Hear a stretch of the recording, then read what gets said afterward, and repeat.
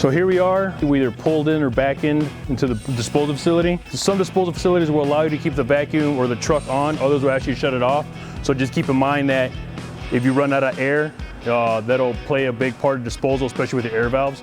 So some of the issues that you want to look out for when pulling into the disposal facility, unloading and loading, first and foremost is be aware of your surroundings. Disposal facilities tend to have hoses or other equipment laying around. Make sure you have a clear line of sight, a clear path when you're backing up the equipment to be safely offloaded. Also, if you have to blow off the equipment or provide vacuum to the equipment, make sure all your connections and hoses are hooked up accordingly, hooked up correctly, and they're free of leakage. Pulling in and pulling out of the disposal areas, just be patient, be calm, and know that if you can correct as many times as you need to, as long as you're doing it safely.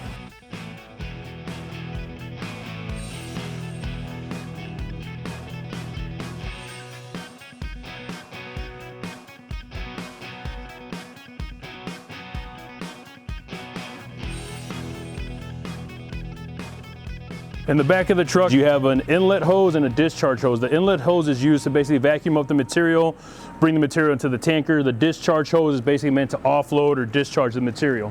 When you're traveling with a load, your over-the-road valve will be closed at all times. This will keep any liquid from free-flowing back into the main vacuum system.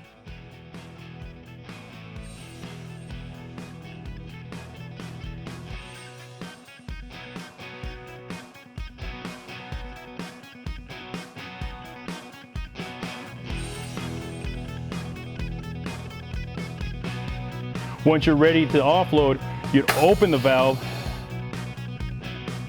Your vacuum system, you got P for pressure, V for vacuum, and of course in the center is neutral.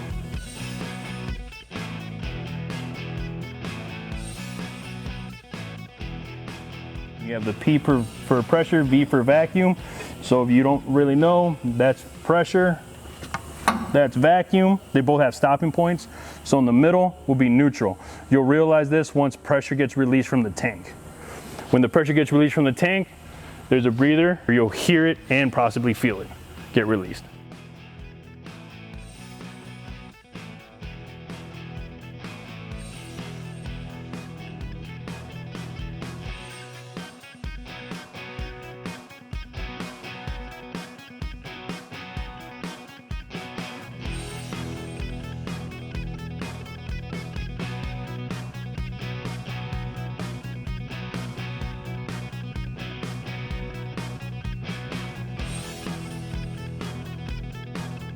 Whether it be 6-inch hose that you're gonna run out to, if you're in a pit, or you gotta reduce it down from a 4-inch to a 3-inch, you take the corresponding adapters, hook them up to the discharge point, and then once you get the approval from the disposal facility personnel, you're gonna go ahead and open up your air valve and your manual valve to start the discharge. Opening for discharge, and then you have the discharge, which are labeled on the truck, discharge and intake, air valve.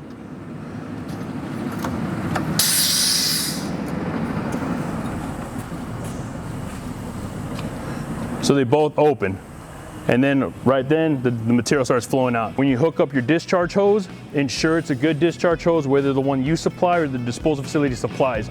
Make sure it doesn't cause any leaks. If it is leaking, ensure that you're over a controlled area that'll still lead into the disposal area.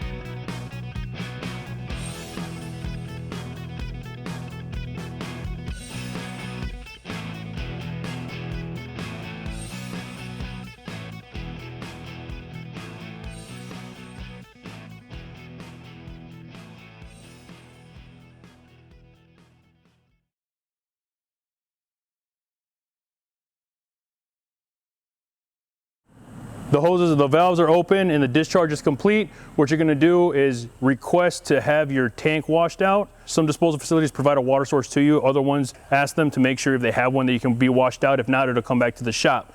If it's free-flowing liquid and it can be moved quickly, you can start from the front and work your way from the front to the back because it's not going to be piling up. However, if you have thick material that will pile up, you always want to start from the rear of the tanker closest to the discharge point so that we can clear the discharge line, freeing it of any obstruction. Then you move to the second hatch. You wash from the second hatch to the first hatch, and then you come back and wash from the first hatch, continuing on all the way to the fourth hatch, third hatch, second hatch, first hatch. What you're doing is pushing that material down and giving it a smooth surface to make the clean out a little bit easier. An important note, if you are offloading and you already have the discharge valve open and pouring it out, if you want to open up the hatches to get a start on rinsing down the tank, make sure those ears are not fully removed until you can tell that the hatch is loose. There could be built up pressure. If you go to release them, the hatch could pop open on you. If by some chance it needs to come back to the shop to get washed out, a vehicle clean out sheet or form needs to be filled out, also known as a VCO.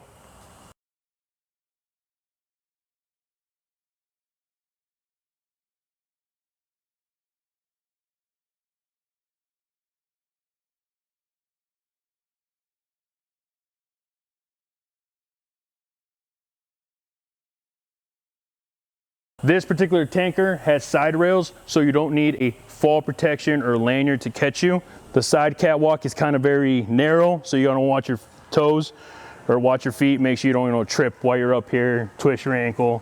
Stainless steel tankers do not have a rail or foot rail, so at those tankers you will need to have fall protection, a harness on at all times when you're moving on top of that to keep you from possibly falling. Once your clean out is complete, close the valves, disconnect the hose, and then the disposal facility personnel will give you the okay to pull out.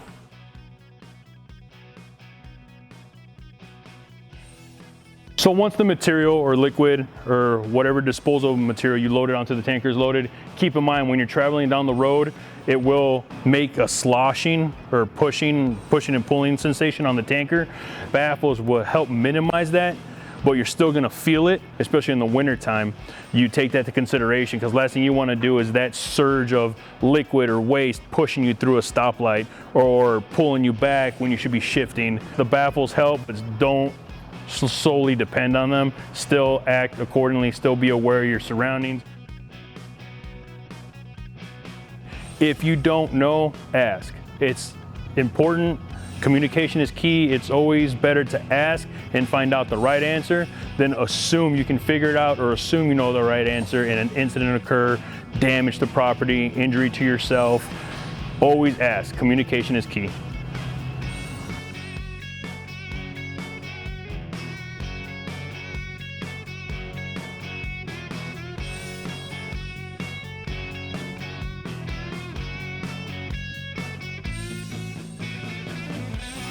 I mean, different tankers. There's some tankers that have 3 hatches that have a baffle in the center, so those are kind of different. So for those, if we had to wash them, we'd have to actually wash the center, wash around the center, and then go to the left or to the right, and basically wash that towards the center, and then go the opposite direction, and then once again wash out inward to make sure they're clean. There's some other tankers that only have 1 hatch and a discharge at the end, so you have to kind of reach as far as you can to the front and to the back.